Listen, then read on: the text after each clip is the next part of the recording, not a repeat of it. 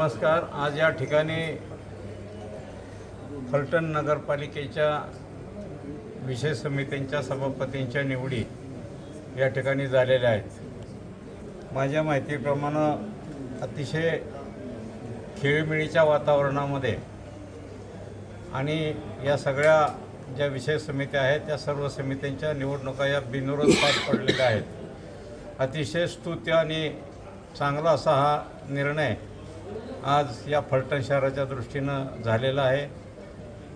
नूतन लोकनियुक्त नगराध्यक्ष श्रीयुत शमशेर नाईक निंबाळकर यांच्या नेतृत्वाखाली फलटणच्या परंपरेला साजेल अशा अतिशय खेळीमेळीच्या वातावरणामध्ये कुठलाही वादविवाद न होता आणि एकमतानं आणि बिनविरोध ह्या सर्व विषय समितीच्या निवडणुका बिनविरोध पार पडल्या याचा मला मनस्वी आनंद होत आहे।